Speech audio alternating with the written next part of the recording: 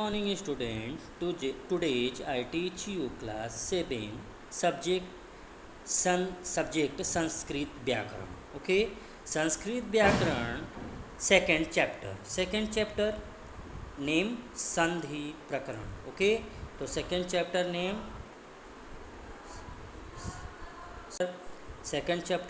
संधि प्रकरण. Okay, संधि निकटतम दो वर्णों के मेल से जो विकार उत्पन्न होता है उसे संधि कहते हैं.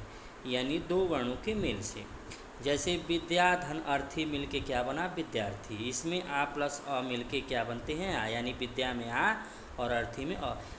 ठीक है. इसी प्रकार रमा में रमा प्लस ईस मिलके क्या बनते हैं रमेश. में निकटतम आ तथा ई के मेल से क्या बनता है ए. तो इसमें बेटा खास तौर से ध्यान रखते हैं कि फर्स्ट वर्ड का लास्ट और सेकंड वर्ड का फर्स्ट दोनों के मेल से बनता है. ठीक है.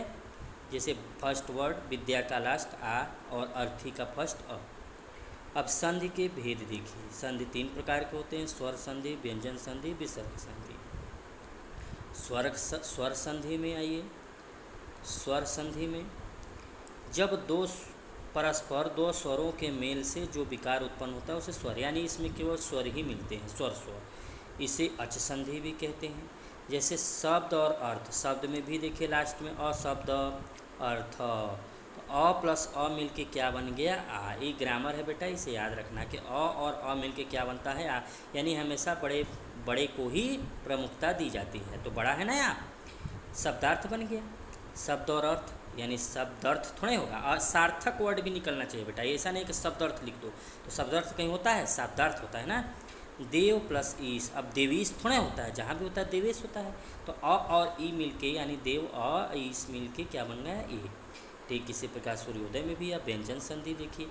यहाँ पर बेटा व्यंजन तथा स्वर के मिलने से जो विकार होता है उसे व्यंजन संधि कहते हैं. इसमें व्यंजन और स्वर दोनों मिलते हैं और इसे हल संधि भी कहते हैं. कैसे? सत धन जन दोनों में क्या हुआ, सत में लास्ट में त आया और जन में स्टार्टिंग में ज आया. तो तय और ज मिल के क्या हुआ, आधा जय और पूरा ज. तो मिल के क्या हुआ सज्जना, यानी सत धन जन. ठीक है. तो जन हुआ, याद रखना बेटा. इसमें तत धन लीन तो क्या हो जाएगा तल्लीन. अब इसमें लास्ट वाले को प्रमुखता दी जाए. यहाँ भी ज को प्रमुखता दी गई, यहाँ भी ल को, यानी ल डबल हो गए. ठीक है. तो तल्लीन यहाँ भी मिलना चाहिए. अच धन अंत तो अचंत मिलना चाहिए ना. लेकिन यहाँ पे चय और अ मिल के क्या बन जाएंगे ज. ठीक है. अब विसर्ग संधि आइए. विसर्ग संधि में बेटा क्या है कि विसर्ग के साथ स्वर या व्यंजन के मेल होने पर जो विकार होता है उसे विसर्ग संधि कहते हैं. जैसे नमः प्लस ते. तो नमः में विसर्ग, यही मैंने बताया ना, ये विसर्ग है सिर्फ. तो नमः में विसर्ग आया है और ते में क्या आया है व्यंजन. तो विसर्ग और व्यंजन मिल के क्या बन गए अस्त, यानी नमस्ते. अब नमस्ते थोड़े बोलोगे आप. जहाँ भी बोलोगे नमस्ते तो सार्थक वर्ड भी तो हमें बोलना चाहिए, निरर्थक नहीं जिसका कोई यूज हो. साधु धन गच्छत, यानी विसर्ग प्लस ग यानी रग साधुर्गच्छत. यहाँ क्या होगा र लग गया. आप इसको बाद में आपको समझ में आएगा. ठीक है. तो अब इसमें देखिए सप्तमी कक्षा में केवल स्वर संधि का ज्ञान कराया जाएगा. केवल स्वर संधि आप पढ़ेंगे, केवल स्वर. अगली कक्षा में आपको अगला पढ़ाया जाएगा. ठीक है. तो अब ये देखिए स्वर संधि कितने प्रकार के होते हैं: दीर्घ, गुण, वृद्धि, यौड़, आयाद. ठीक है. ये स्वर संधि अच संधि कहते ही हैं. अब आइए इसमें फर्स्ट देखते हैं बेटा. पहला दीर्घ संधि. दीर्घ संधि नाम ही दीर्घ है. यदि ह्रस्व या दीर्घ यानी अ ई उ री के सामने ह्रस्व या दीर्घ अ ई उ और री क्रमशः आते हैं तो उन दोनों के मिलने से क्रमशः दीर्घ क्या हो जाता है आ, बड़ा ई, बड़ा ऊ तथा री बन जाते हैं. देखिए बड़ा बड़ा सब बन रहा है, उन्हें दीर्घ संधि कहते हैं. जैसे अब याद कैसे करेंगे आप. तो अ और अ मिल के आ मिल के आ मिल के आ, यानी हमेशा हम बड़े को ही रखेंगे. ठीक है. तो देख लेते हैं बेटा, इजी हो जाता है. एक एक बता देते हैं. जैसे इसमें दैत्य धन अरि, दैत्य अरि. तो अ मिल के क्या बन गया दैत्य और अरि यानी आर्य. तो दैत्य आर्य. ठीक है. यहाँ भी च धन अप यानी अ और अ मिल के आप तो चाप बन गए. ठीक है. यहाँ भी वही चीज़ है. देव धन आलय तो देव और आ मिलके आ, यहाँ भी तथा तथा आ तथा अ मिलके क्या बन गया, तथापि। ठीक है, तो बेटा बहुत इजी है, इसको आप देख लीजिए, शिक्षा धन अर्थी यानी शिक्षार्थी। आ और आ मिलके यहाँ भी क्या बना, आ। तो कहने का मतलब है कि केवल स्वर स्वर मिलेंगे, बट उसमें क्या होगा, बड़ा को हम मानेंगे। ठीक है, यहाँ भी देखिए, छोटाई छोटाई बड़ाई, छोटाई बड़ाई बड़ाई, बड़ाई छोटाई बड़ाई। बहुत ईजी है बेटा, दीर्घ संधि बहुत ईजी है। अब जैसे रवि धन इंद्र, ई और ई आया ना, तो ये बड़ा वाला हो गया। अब बड़ा ई कैसे लिखते हैं, इधर मात्रा करते हैं, छोटा ई का मात्रा इधर करते हैं। ठीक है, तो रविंद्र। इत इच्छा, देखिए इत इच्छा, यहाँ भी वही चीज़ हो गया, तो ऐसे लिखते हैं बेटा। अब इत इच्छा थोड़े लिखेंगे, जब भी लिखेंगे इसको जोड़ के ना लिखेंगे, इसलिए।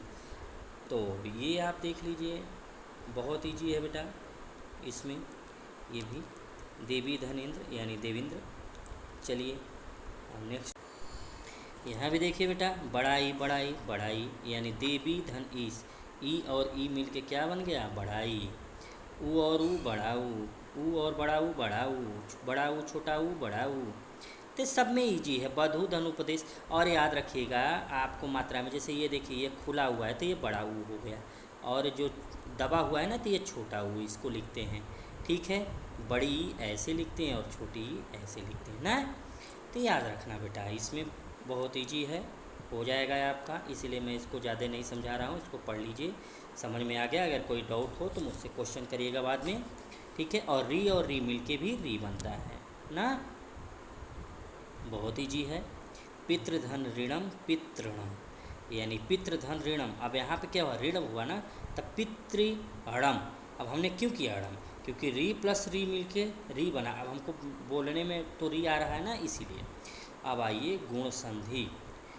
यदि गुण संधि, यदि अ या आ के सामने, यानी अ या आ के सामने हिर्स या दीर्घ ई उ री या री आ जाए, तो दोनों के स्थान पर क्रमशः ए ओ और अल हो जाता है, इसे गुण संधि कहते हैं। कैसे, गुण संधि को कैसे समझोगे बेटा, देखिए, अ और छोटा ई मिलके क्या बना, ये, यानी अ के सामने अगर ई आ जाए, देखिए वहाँ पे बराबर था, छोटा ई बड़ा ई, छोटा ऊ बड़ा ऊ, छोटा अ आ, उसमें बड़ा था, एक ही फैमिली। अब यहाँ पे क्या हुआ, थोड़ा चेंज हो गया, अ से क्या मिल रहा है, ई मिल रहा है, यानी अ से आ नहीं मिल रहा, ई, और ई से ई नहीं मिल रहा, बड़ा ई, अ ही मिल रहा है। तो कहने का मतलब, तो यहाँ पे क्या हो जाएगा, अब हम मात्रा देखिए, ऐ, तो ए आ रहा है ना, ए आ रहा मात्रा में, यानी नर धन इंद्र, इंद्र नरेंद्र, यानी और ए मिल के ए बन गया नरेंद्र। गज धन इंद्र मिल के गजेंद्र। अब यहाँ भी ए, तो अ और बड़ा ई मिल के क्या बन रहा है, ए, आ और छोटा ई मिल के क्या बन रहा है, ये। तो बहुत ईजी है बेटा, नरह धन ईस नरेश, देखिए कितना ईजी है। नरह सुरह धन सुर धन ईस सुरेश, यानी अ और ई मिल के ए, याद रखिएगा। तो अ और ई मिल के हम क्या बनाएंगे, ए। अ से अ ई मिलाएं तब भी ये होगा, अ बड़ा ई मिलाएं तब भी ये होगा, बड़ा आ और ई मिलाएं तब भी ए होगा, और आ और बड़ा ई मिलाएं तब भी ए होगा ना, ये समझिए, बहुत ईजी है बेटा, बहुत ईजी। चलिए अब देखते हैं थर्ड बेटा, वृद्धि संधि।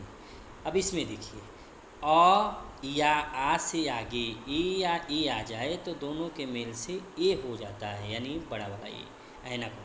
यदि अ या आ से आगे ओ या औ आ जाए तो दोनों के मेल से औ।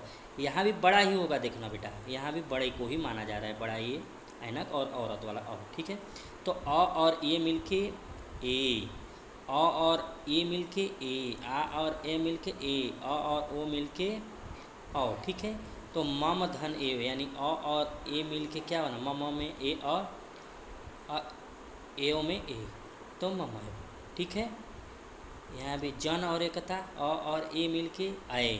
ठीक है, जनैकता। अब जनैकता नहीं पढ़ेंगे, जनैकता याद रखिएगा, थोड़ा सा ये थोड़ा सा आपको समझना पड़ेगा बेटा। अब वृद्धि और गुण में जब आप कंपैरिजन करोगे तो ज़्यादा बेटा समझ में आ जाएगा। आ और ए मिल के ए, यानी तथा धन ऐश्वर्य मिल के तथा ऐश्वर्यम, देव धन ऐश्वर्य मिल के दैवेश्वरम। ठीक है, न धन एकता, नैकता और ए आय बन जाएगा हमेशा, यानी लास्ट वाले को हम प्राथमिकता देंगे बेटा। ए देखिए सब में लास्ट में ए आया है ना, एक एकता, एक एकता, एकत्व, ऐश्वर्यम, एकम, एकता, एव एव ऐश्वर्यम। तो हमेशा क्या करेंगे हम आय का यूज करेंगे, आय वाला, और आय हमेशा आय। और जब ओ का आए ओ, ओष्ट, ओघ, औसत, तो हमेशा हम किसका यूज करेंगे, औ का। अब ज़्यादा क्लियर समझ में आ गया होगा बेटा, ठीक है। अब इधर देख लीजिए, तो जैसे अब यहाँ भी ओ औ हो गया, यहाँ भी ओ औ हो गया। जब भी ऐसी स्थिति आए, यानी आ प्लस ओ औ, आ प्लस ओ औ, ठीक है। अब आइए यण संधि। यदि हृस्य या दीर्घ ई, ऊ, री और री के बाद कोई निम्न स्वर आ जाए तो क्रमशः ई को य, ऊ को व, री को र और री को ल हो जाता है। जैसे ई प्लस स्वर, यानी य प्लस स्वर हो जाता है। यदि प्लस अप, यदि में देखिए ई आया ना, यदि, अब स्वर अपि, स्वर है ना, अपि, अपि में अपि स्वर है, तो यहाँ क्या बन जाएगा, यद्यपि, यानी य बन जाएगा, क्या बन जाएगा, यद्यप। इति धन अप, इत्यपि, ठीक है। तो ऐसे देखते रहिए। अब बड़ा ई प्लस स्वर में देखिए, नदी धन नदी धन अम्बु, नद्यम्बु, नदी धन आयोग, नद्यायोग, देवी धन उवाच, देव्युवाच, ठीक है। बहुत ईजी है बेटा, बहुत ईजी है। आप इस, तो बेटा यण संधि में ऊ प्लस स्वर, तो वह हो जाता है ना व, मधुवर। तो मध्वर आप जब ऐसे भी बोलोगे तो आ जाता है मधुवर, मधुवर आ रहा है ना। सुआगतम, स्वागतम, सुआगतम, वा आ रहा है। साधुआगतम, वा। सुअल्प, यानी ऊ और स्वर मिलकर क्या बन जाते हैं, व, ठीक है। तो चलिए अब यहाँ भी भूधनाद, भुआद, री धन स्वर र, री के साथ जब भी स्वर लगता है बेटा तो र हो जाता है, ठीक है। पितृ, री आ रहा है ना, और आगम आ स्वर, तो पित्रागम, ठीक है। अब री प्लस स्वर इजकल टू ल, री प्लस स्वर, तो देखिए री प्लस आकृत, रियाकृत, तो रियाकृत थोड़ा होगा, तो री में क्या हो जाएगा, आ जुड़ जाएगा, यानी लाकृति, ठीक है। अयादि संधि, अब आइए अयादि संधि में क्या है बेटा, यदि ए ओ औ वर्णों के बाद कोई स्वर आ जाए तो क्रमशः ए को आए, ई को आय, ओ को औ और औ को आव हो जाते हैं तथा उस स्वर उसमें जुड़ जाता है। जैसे ए प्लस स्वर, जैसे देखिए हरे प्लस ए, हरे ए आ रहा है ना, और यहाँ भी ए आ गया। अब देखिए क्या होगा, तो ए के बाद अगर कोई क्रमशः स्वर आ जाए तो क्या हो जाएगा, हरय, तो यानी ये क्या बन गया है, आए, हरय। ने प्लस अति, नयति, ने प्लस अति, नयति, इसको बेटा थोड़ा याद रखिएगा, बहुत इंपॉर्टेंट ये है। नयत, ने प्लस अति, नयत, ये यानी ए और अ, नयत, नयत थोड़ा लिखोगे, नयत लिखोगे ना। ए प्लस स्वर इजकल टू आय, तो नय प्लस अकह, नायकह। इससे क्वेश्चन भी आते हैं बेटा ज़्यादातर। गय प्लस अकह, गायकह, यानी अय जो है वो आ बन जाता है, ठीक है।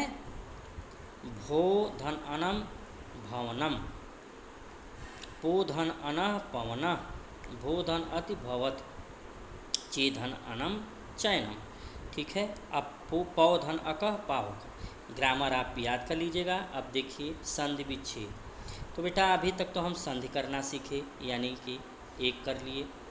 अब संधि विच्छेद कैसे करेंगे, इसी पावक को अलग अलग कर दें। जैसे पौ धन अक इजकल टू पावक, तो संधि हो गया, पौ अक को जोड़ दिए। अब अलग कैसे करेंगे, पावक को ही अलग अलग, यानी पौ धन अक या संधि विच्छेद हो गया था। कैसे, संधि युक्त पद को अलग अलग करने से संधि विच्छेदी कहलाता है, अर्थात मूल वर्ण अपने अपने स्थान पर आ जाए उसे संधि विच्छेद। जैसे यथोपदेश का क्या होगा, यथा प्लस उपदेश, यानी यथो ओ प्लस पदेश उपदेश, तो यथोपदेश, यथोपदेश आप खुद पढ़ोगे तो समझ में आ जाएगा।